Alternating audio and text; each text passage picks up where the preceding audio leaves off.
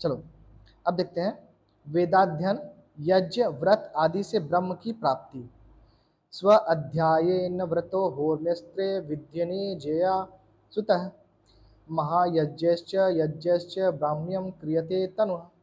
जीवन भर वेदादि शास्त्रों का स्वयं अध्ययन करने से, वर्णों और आश्रमों के लिए शास्त्रोक्त व्रतों का निष्ठापूर्वक पालन करने से, ब्रह्मचर्य आश्रम में प्रतिदिन साय प्रातः अग्निहोत्र करने से, त्रिय विद्यारूप वेदों के सांगोपांग पठन पाठन से, पक्षेष्टि आदि करने से, गृहस्थ धर्मानुसार सुसंतान उत्पत्ति करने से, गृहस्थस्थ और वानप्रस्थाश्रम में ब्रह्मयज्ञ, देवयज्ञ, पितृयज्ञ, बलि वैश्वदेव यज्ञ, अतिथि यज्ञ, इन 5 महायज्ञों के अनुष्ठान से, अग्नि अष्टोम आदि बृहत यज्ञों के आयोजन से यह शरीर ब्रह्ममय और ब्राह्मण का बनता है, अर्थात वेदाध्ययन और परमेश्वर की भक्ति का आधार रूप आध्यात्मिक शरीर बनता है। और इन आचरणों से ही वस्तुतः ब्राह्मण बनता है, इसके बिना नहीं। ठीक है, ब्रह्म को प्राप्त करने के लिए जो शरीर है वो कैसे बनेगा बता रहे हैं यहाँ पे कि पहला वर्ण आश्रमों के अनुसार शास्त्रोक्त जीवन जीना चाहिए। फिर ब्रह्मचर्य आश्रम में जब आप हो तो सुबह शाम दोनों टाइम आपको यज्ञ हवन करना चाहिए। फिर आपको जो विद्या अध्ययन करना है, सांगोपांग वेदों के सांगोपांग पठन पाठन, पढ़ना और पढ़ाना। पक्षेष्टि मतलब जो एक पक्ष में एक बार किया जाता है, जैसे पूर्णिमा या अमावस्या में कोई हवन करते हैं, वो पक्षेष्टि होता है। गृहस्थ धर्मानुसार, अब जब गृहस्थ बन जाते हैं तो धर्मानुसार सुसंतानोत्पत्ति करने। ठीक है, धर्म के अनुसार, पता चला कि विवाह किसी और से किए हैं और काम कहीं और कर रहे हैं, ऐसा भी नहीं। ठीक है, क्या बोल रहे हैं कि धर्मानुसार सुसंतानोत्पत्ति करने, गृहस्थ और वानप्रस्थ आश्रम में ब्रह्म यज्ञ, यहाँ पे 5 तरह के यज्ञ जो बता रहे हैं, ब्रह्म यज्ञ, देव यज्ञ, पितृ यज्ञ, बलि वैश्वदेव यज्ञ, अतिथि यज्ञ, इन 5 महायज्ञों के अनुष्ठान। तो ये जो 5 ये महायज्ञ इसको आगे और डिटेल में देखेंगे। अग्नि अष्टोम आदि बृहत यज्ञों के आयोजन से यह शरीर ब्रह्ममय और ब्राह्मण का बनता है। ठीक है, ब्रह्म प्राप्त करने के लिए जो शरीर है वो ये सारी चीजें करने से आपको मिलेगा, इनके बिना नहीं। अब यहाँ पे ऋषि अर्थ पढ़ते हैं ताकि आप लोग और आसानी से समझ में आए। पढ़ने पढ़ाने, विचार करने कराने, नानाविध होम के अनुष्ठान, संपूर्ण वेद को शब्द अर्थ संबंध स्वरोच्चारण सहित पढ़ने पढ़ाने, पूर्णमासी इष्टि आदि के करने, पूर्वोक्त विधि पूर्वक धर्म से संतान उत्पत्ति, पूर्वोक्त ब्राह्म यज्ञ, देव यज्ञ, पितृयज्ञ, वैश्वदेव यज्ञ और अतिथि यज्ञ, अग्नि अष्टोम आदि यज्ञ, विद्वानों के संग सत्कार, सत्य भाषण, परोपकार आदि सत्कर्म और संपूर्ण शिल्प विद्या आदि पढ़ के दुराचार छोड़कर श्रेष्ठ आचार में वर्तने से यह शरीर ब्राह्मण का किया जाता है। ठीक है, आपका जीवन सदाचार पूर्ण है तभी आप ब्रह्म को पा सकते हो, है ना। ऐसा नहीं कि सुबह पूजा कर रहे हैं, घंटी बजा रहे हैं और शाम को 2 पैग लगा लिए और ब्रह्म मिल जाएगा, ऐसा नहीं होगा। आपको पूरा सदाचार में ही जीना पड़ेगा, तभी मोक्ष प्राप्ति की तरफ बढ़ पाओगे। जात कर्म संस्कार का विधान, प्रंगनाभिवर्धनान् पुंस्यो जातकर्म विधीयते, मंत्रवत् प्राशनम चास्य हिरण्य मधु सर्पिषाम। बालक बालिका का जात कर्म संस्कार नाभि नाल काटने से पहले किया जाता है और तब इस संस्कार में इस बालक बालिका को मंत्रोच्चार पूर्वक सोने की सलाखा से शहद और घी चटाया जाता है। ठीक है, तो आजकल क्या करते हैं, डॉक्टर एक क्लिप लगाते हैं, जो नाल होता है ना नाभि में, उसमें क्या होता है क्लिप लगाते हैं। जबकि पहले क्या होता था कि नाभि से 4 उंगल छोड़ के एक धागा बांधा जाता था, सूत। ठीक है, हाँ, अगर घर में आप डिलीवरी कराते हो तो जो दाई वगैरह लोग आते हैं वो लोग आज भी एक धागा बांधते हैं, उसके ऊपर काटा जाता है। ठीक है, और उसके बाद फिर शहद या घी चटाया जाता है। बालक बालिकाओं का नामकरण संस्कार। नामधेयं दशम्यां तु द्वादश्यां वास्य कार्यते, पुण्ये तिथो मुहूर्ते वा नक्षत्रे वा गुणान्विते। इस बालक बालिका का नामकरण संस्कार जन्म से 10वें व 12वें दिन अथवा किसी भी पुण्य अनुकूल सुविधाजनक तिथि या मुहूर्त में अथवा शुभ गुण वाले नक्षत्र अर्थात प्राकृतिक बाधा रहित और सुख सुविधा युक्त नक्षत्र के समय करावें। ठीक है, यहाँ पे क्या बोल रहे हैं कि संस्कार 10वें या 12वें दिन अथवा किसी भी पुण्य अनुकूल सुविधाजनक तिथि, ऐसा नहीं कि आप बारिश के दिन में करा रहे हो, है ना, या फिर एकदम पूस का महीना चल रहा है, जेठ का महीना चल रहा है, उस समय करा रहे हो, मौसम अच्छा हो, ऐसे समय आप नामकरण संस्कार करवा सकते हो। ठीक है, यहाँ पे जो सुविधाजनक नक्षत्र मतलब ऐसा नहीं कि एकदम जो आजकल करते हैं ना भद्रा काल लगा हुआ है, अभी राखी में चल रहा था, इसमें वो बात नहीं की जा रही, इसमें बोला जा रहा है कि उस समय मौसम अनुकूल हो। ठीक है,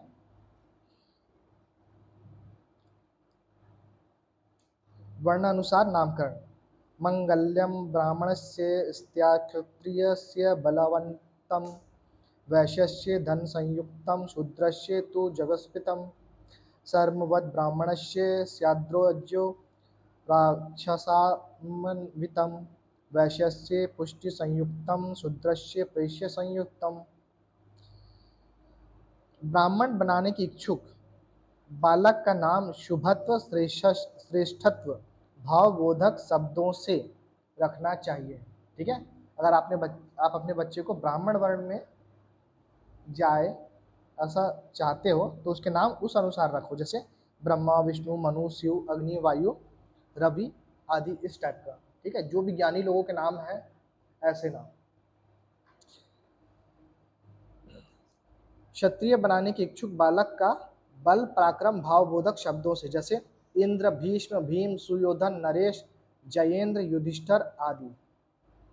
ठीक है, वैश्य बनाने के इच्छुक बालक का धन ऐश्वर्य भावबोधक शब्दों से, जैसे वसुमान वित्तेश विश्वंभर धनेश आदि। ठीक है, आप जिस तरह का बालक चाहते हो, उसमें जिस तरह की गुण की वृद्धि करना चाहते हो, उस तरह का उसका नाम रखो। ठीक है, जैसे एक हमारे भारत देश के सबसे मतलब आज़ादी के समय जो सबसे बेस्ट नेता थे, कौन थे? नेताजी सुभाष चंद्र बोस, है ना। दूसरे सरदार वल्लभ भाई पटेल। तो अगर कोई अब चाहता है कि मेरा बच्चा नेता बने बड़ा होकर, तो वो खुशी खुशी अपने बच्चे का नाम सुभाष रख सकता है। इच्छुक बालक का अगर कोई व्यापारी बनाना चाहता है तो उस हिसाब से वैश्य बनाने के इच्छुक बालक का धन ऐश्वर्य भाव बोधक शब्दों से, जैसे अनिल अंबानी रख सकते कोई अपने बच्चे का नाम, है ना। और शूद्र रखने के इच्छुक बालक का रक्षणीय पालनीय भाव बोधक, क्या बोल रहे हैं? शूद्र रखने के इच्छुक बालक का रक्षणीय पालनीय भाव बोधक शब्दों से, जैसे देवगुप्त देवदास सुदास अकिंचन नाम रखना चाहिए। अर्थात बालक बालिका का अभिष्ट वर्ण सापेक्ष गुणों के आधार पर नामकरण करना चाहिए। ठीक है, आप चाहते हो कि मेरा बच्चा इस वर्ण को ग्रहण करे तो उसके अनुसार नाम रख सकते हैं। ठीक है, ब्राह्मण बनाने के इच्छुक बालक का नाम शर्मवत कल्याण शुभ सौभाग्य सुख आनंद प्रसन्नता भाव वाले शब्दों को जोड़कर रखना चाहिए, जैसे देव शर्मा विश्वामित्र वेदव्रत धर्मदत्त आदि। क्षत्रिय का नाम रक्षक भाव वाले शब्दों को जोड़कर रखना चाहिए, जैसे महीपाल धनंजय धृतराष्ट्र देववर्मा कृतवर्मा। वैश्य का नाम पुष्टि समृद्धि द्योतक शब्दों को जोड़कर, जैसे धनगुप्त धनपाल वसुदेव रत्नदेव वसुगुप्त। और शूद्र का नाम सेवकत्व भाव वाले शब्दों को जोड़कर रखना चाहिए, जैसे देवदास देवगुप्त धर्मदास महीदास। अर्थात व्यक्तियों के वर्णगत लक्ष्यों के आधार पर नामकरण करना चाहिए। ठीक है, तो आप जन्म के समय जो नाम रख रहे हो वो आप चाहते हो कि मेरा बच्चा ये हो, लेकिन यहाँ पे यह बालकपन का नामकरण है। बाद में जब गुरुकुल में अथवा अन्य जीवन काल में वर्ण परिवर्तन करना हो अब गुरुकुल में जाने के बाद ही जब उसका एजुकेशन कंप्लीट होता है तभी वो क्या होता है, द्विज होता है। द्विज होने पे ही उसका वर्ण असाइन होता है उसके साथ, तो उसका नाम उस समय उसके गुरु बदल सकते हैं। ठीक है, तो अगर जैसे किसी ने चाहा कि मेरा बच्चा क्षत्रिय हो, लेकिन बच्चा बुद्धिमान बहुत ज़्यादा है ना, और उसके आचरण बहुत ही शील वाला है ना, बहुत ही अच्छा आचरण का है, तो ऑब्वियसली वो ब्राह्मण वर्ण में जा रहा है। तो जब वो द्विज बनता है अपनी एजुकेशन कंप्लीट करके, तो उसका शिक्षक जो है उसका नाम उसके वर्ण अनुसार फिर से रख सकता है। ठीक है, जैसे वानप्रस्थ या संन्यास ग्रहण करने के समय किया करते हैं, क्योंकि वर्ण का अंतिम निश्चय और घोषणा तो आचार्य करता है।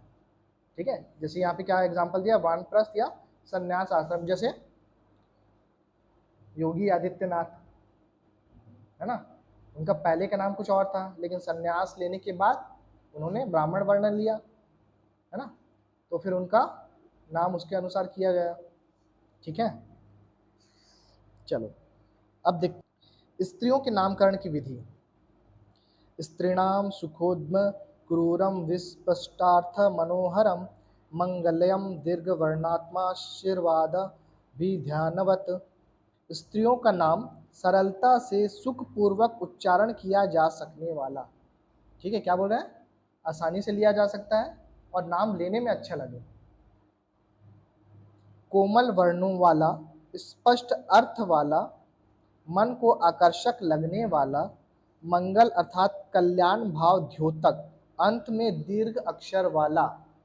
ठीक है, इसलिए आप लोग देखोगे आज भी लड़कियों के नाम के आखिर में या तो बड़ी की मात्रा होगा या बड़ा आ का मात्रा होगा, दीर्घ आ या दीर्घ ई की मात्रा होती है, आज भी हमारे भारत देश में आज भी है ना। अच्छा, बाहर में भी वैसे ही शायद लास्ट में ई या आई कोई ना कोई वावेल होता है उनके में, है ना। अंत में दीर्घ अक्षर वाला तथा आशीर्वाद भाव बोधक होना चाहिए, जैसे कल्याणी, वंदना, विद्यावती, कमला, सुशीला, सुषमा, भाग्यवती, सवित्री, यशोदा, प्रियमवदा आदि। तो ये जितने भी नाम है देखो, सभी के लास्ट में बड़ी ई की मात्रा है या आ की मात्रा है। ठीक है, निष्क्रमण और अन्नप्राशन संस्कार। चतुर्थमासी कर्तव्यम शिशो निष्क्रमणम गृहात्, षष्ठेन्न अन्नप्राशनम मासी युद्धिष्टम मंगलम कुले। बालक बालिका का घर से बाहर निकालने घुमाने का निष्क्रमण संस्कार चौथे मास में करना चाहिए, और अन्न खिलाने का संस्कार अन्नप्राशन छठे मास अथवा जब भी परिवार में अभिष्ट अथवा उपयुक्त समय प्रतीत हो तब करें। ठीक है, यहाँ पे ऐसा कोई बाउंड नहीं है कि इसी समय करना है, जब भी आपको लगे कि हाँ स्थिति अनुकूल है, अब मौसम अनुकूल है ना। अब जैसे क्या होता है कि हम लोग जैसे बच्चों को जनरली खीर ही खिलाते हैं अन्नप्राशन में, अब ठंडी का मौसम चल रहा है, अब उस समय खीर खिचड़ी खिलाएंगे थोड़ा सा शरीर के लिए सही नहीं होता है, तो अपन बाद में भी कर सकते हैं। निष्क्रमण संस्कार उसको कहते हैं कि जो बालक को घर से जहाँ का वायु स्थान शुद्ध हो वहाँ भ्रमण कराना होता है। ठीक है, जैसे मैंने स्टार्टिंग में बताया था कि पार्क या गार्डन वगैरह लेके चले गए बच्चे को, है ना। ठीक है, तो ऐसी जगह जहाँ पे वायु शुद्ध हो, माहौल भी शुद्ध हो, ऐसी जगह उसको घुमाने निकालना चाहिए। उसका समय जब अच्छा तब वायु स्थान हो वहाँ भ्रमण कराना होता है। उसका समय जब अच्छा देखे तभी बालक को बाहर घुमावे, अथवा चौथे मास में तो अवश्य भ्रमण करावे। ठीक है, चौथे मास के बाद आप उसको लेके जा सकते हो। मुंडन संस्कार। चूड़ाकर्म द्विजातीनां सर्वेषामेव धर्मतः, प्रथमे अब्दे तृतीये वा कर्तव्यम श्रुतिचोदनात्। सभी द्विजातियों ब्राह्मण क्षत्रिय वैश्य वर्णों के इच्छुक बालक बालिकाओं का चूड़ाकर्म मुंडन संस्कार धर्मानुसार वेद की आज्ञा अनुसार प्रथम वर्ष में अथवा तीसरे वर्ष में करानी चाहिए। ठीक है, उस समय तक क्या होता है, बच्चों के बाल को हम लोग चूड़ा बना के रखते हैं, है ना, जूड़ा बना के रखते हैं सिर में, तो वो हटा रहे हैं, तो मुंडन संस्कार एक बार पहले साल में या फिर तीसरे साल में करते हैं। अब ऋषि अर्थ देख लेते हैं यहाँ पर। यह चूड़ाकर्म अर्थात मुंडन बालक के जन्म से तीसरे वर्ष व 1 वर्ष में करना, और वो भी इसमें बेस्ट समय क्या बता रहे हैं कि उत्तरायण काल शुक्ल पक्ष में। ठीक है, उत्तरायण काल मतलब 22 दिसंबर के बाद से लेके 21 जून तक का समय। इसमें भी कौन सा, शुक्ल पक्ष। ठीक है, जब चांद बढ़ रहा हो उस समय करना चाहिए। जिस दिन आनंद मंगल हो उस दिन यह संस्कार करें। उपनयन संस्कार का सामान्य समय गर्भ अष्टमे अब्दे कुर्वित ब्राह्मणस्योपनायम गर्भद्वादेकादशे राज्यो गर्भातु द्वादशे विषः। ब्राह्मण वन धारण करने के इच्छुक बालक बालिका का उपनयन गुरु के पास पहुंचाना और विद्या अध्ययन आदि यज्ञोपवीत संस्कार गर्भ से 8वें वर्ष, मतलब जब बच्चा गर्भ में आया था, मतलब जब हम लोग गर्भाधान या पुंसवन संस्कार कराया था उसके 8वें साल में, अर्थात जन्म के 7वें वर्ष में या फिर जन्म के 7वें साल में। पुंसवन जब करवाए थे वहां से गिनेंगे तो 8वां साल, और जन्म के बाद गिनेंगे तो 7वां साल में वर्ष में करें। क्षत्रिय वर्ण धारण करने की इच्छुक बालक बालिका का गर्भ से 11वें अर्थात जन्म से 10वें वर्ष। ठीक है, जन्म के बाद 10वें साल में अगर क्षत्रिय बनाना है तो। और वैश्य धारण वर्ण धारण करने के इच्छुक बालक बालिका का गर्भ से 12वें अर्थात जन्म से 11वें वर्ष में उपनयन संस्कार करना चाहिए। ठीक है, यह माता पिता की इच्छा के आधार पर प्रयोग है, चारों वर्ण में उत्पन्न प्रत्येक बालक बालिका के लिए है। अच्छा, यहाँ पे स्पेसिफाई भी किया जाए कि चारों वर्णों के लिए है ना। चलो अब इसमें आगे देखते हैं उपनयन का विशेष समय। अभी जो देखे थे ये सामान्य समय था, विशेष समय की इस समय आपको कर ही लेना चाहिए। ब्रह्मवर्च कामस्य कार्यम विप्रस्य पंचमे राज्यो बलार्थिनः षष्ठे वैश्य सेहार्थिनो अष्टमे। इस संसार में जिसको ब्रह्म तेज ईश्वर विद्या बल आदि की शीघ्र एवं अधिक प्राप्ति की कामना हो, ऐसे ब्राह्मण वर्ण की कामना रखने वाले बालक बालिका का उपनयन संस्कार जन्म से 5वें वर्ष में ही करा देना चाहिए। ठीक है, बच्चा बहुत इंटेलिजेंट है, ठीक है, और उसका ध्यान लगता है ईश्वर में, तो ऐसे बच्चे का 5वें साल में ही आप उपनयन संस्कार करा सकते हो ब्राह्मण वर्ण के लिए। जन्म से 5वें वर्ष में इस संसार में बल पराक्रम और क्षत्रिय विद्याओं की शीघ्र एवं अधिक प्राप्ति की कामना वाले क्षत्रिय वर्ण के इच्छुक बालक बालिका जन्म से 6ठे वर्ष में। ठीक है, अब कोई शक्ति बल बुद्धि में स्ट्रांग है तो ऑब्वियसली उसको क्षत्रिय वर्ण में जाना चाहिए, तो ऐसे को क्या करना चाहिए, 6ठवें साल में करा देना चाहिए अगर वो जल्दी से जल्दी सीखना चाहता है तो। ये स्पेशल केस है ना, ये स्पेशल केस है, पहले वाला जनरल केस है कि उस समय कर लेना चाहिए। स्पेशल केस कि अगर आपको चाहिए कि हाँ बच्चे में ये गुण दिख रहा है तो इसको इस जगह जल्दी भेज देना चाहिए, तो आप ये करो। जन्म से 6ठे वर्ष में और इस संसार में धन ऐश्वर्य के शीघ्र एवं अधिक कामना वाले वैश्य वर्ण के इच्छुक बालक बालिका का जन्म से 8वें वर्ष में उपनयन संस्कार करा देना चाहिए। अब यहाँ पे ऋषि अर्थ देखते हैं। जिसे शीघ्र बल और व्यवहार करने की इच्छा हो और बालक भी पढ़ने में समर्थ हुए हों। ठीक है, बच्चा पढ़ने की इच्छा मतलब कैपेबल है और उसमें इच्छा भी है, तो उसका क्या करना चाहिए, लड़के का जन्म व गर्भ से 5वें क्षत्रिय के लड़के का जन्म व गर्भ से 6ठे और वैश्य के लड़के का जन्म व गर्भ से 8वें वर्ष में यज्ञोपवीत करें। ठीक है, अब देखते हैं उपनयन की विधि अवधि। उपनयन की अवधि आषोडशाद ब्राह्मणस्य सवित्री नतिवर्तते आद्विंशातक्षत्र बंधो राचतुर्विंशतिर्विशोः। ब्राह्मण वर्ण को धारण करने की इच्छा रखने वाले बालक बालिका का 16 वर्ष, क्षत्रिय वर्ण के इच्छुक बालक बालिका का 22 वर्ष तक, वैश्य वर्ण के इच्छुक बालक बालिका का 24 वर्ष तक यज्ञोपवीत का अतिक्रमण नहीं होता, अर्थात इन अवस्थाओं तक उपनयन संस्कार कराया जा सकता है। ठीक है, आपने स्टार्टिंग में अगर उपनयन नहीं कराया है तो ये जो टाइम पीरियड है इसमें कर ही देना चाहिए, उसके बाद फिर वो यज्ञोपवीत धारण करने के लायक नहीं है। ठीक है, ये जो स्टार्टिंग में दिया है वो समय कर ही लेना चाहिए। उसके बाद अगर अतिक्रमण हो रहा है क्या बोले कि 16 वर्ष में कर लेना चाहिए अगर ब्राह्मण वर्ण धारण करना चाहता है, तो क्षत्रिय वर्ण धारण करना चाहता है तो 22 वर्ष में, और वैश्य वर्ण के इच्छुक बालक बालिका का 24 वर्ष तक यज्ञोपवीत का अतिक्रमण नहीं होता। ठीक है, इतने समय तक आप कर ही लो, उसके बाद में फिर क्या होता है, पेनल्टी लगता है उसका। ठीक है, जो जानते हैं वो उसका पेनल्टी भी भरते हैं। उपनयन से पतित व्रात्यों का लक्षण। अथ ऊर्ध्वं त्रयो अप्यते यथा कालमं संस्कृतः सावित्री पतिता व्रात्ये भवत्या वर्गिता विर्गहिता।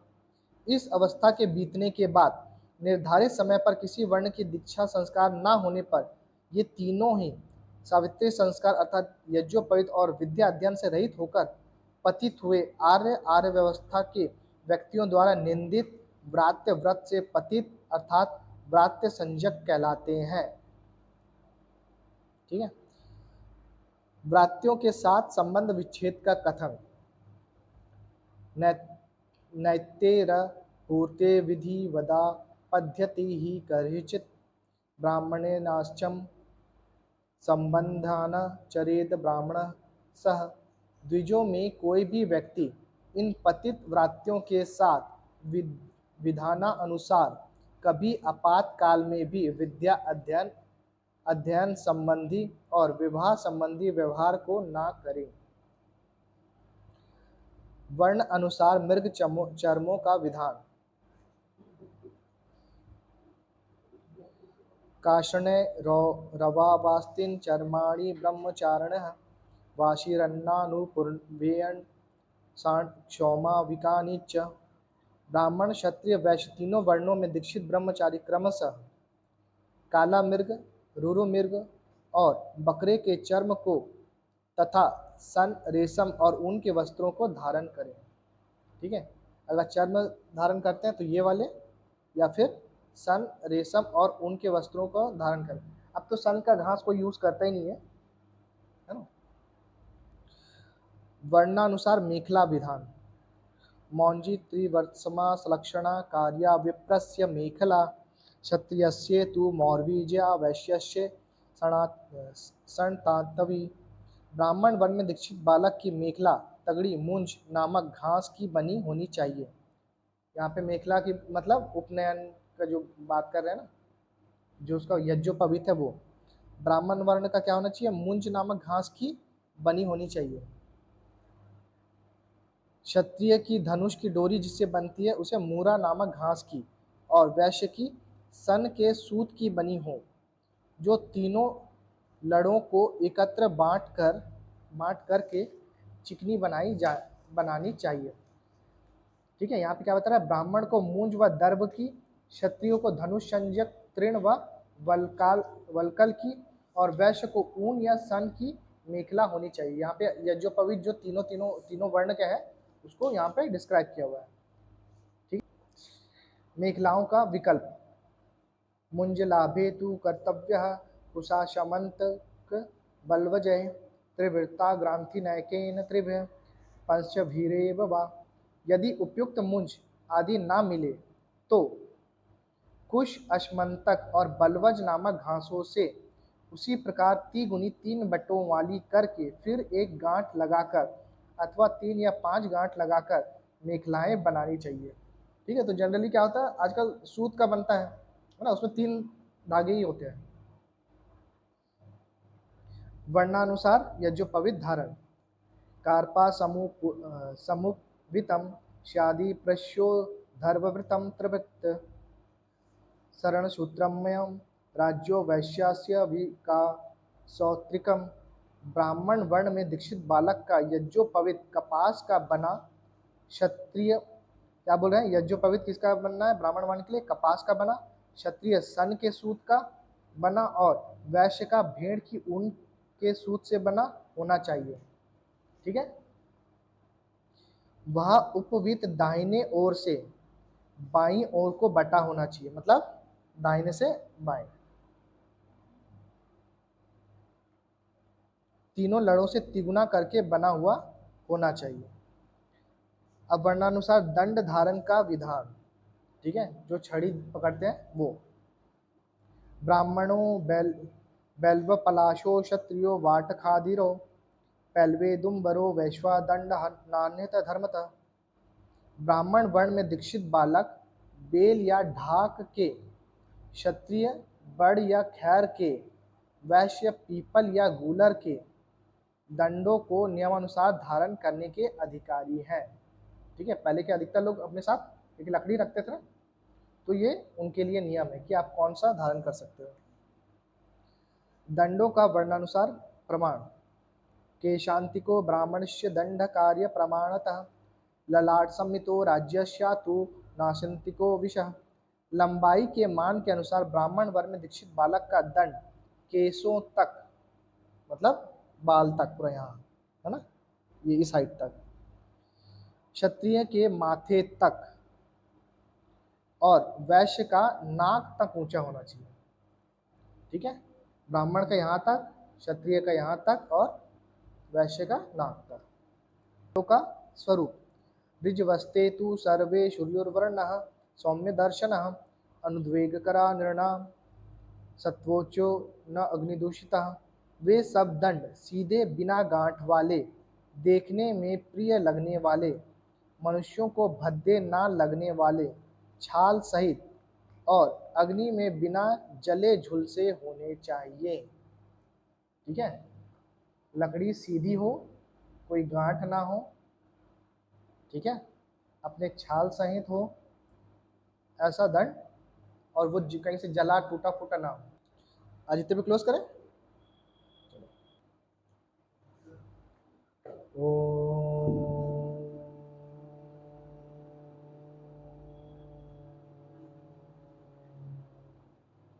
नमो नमः।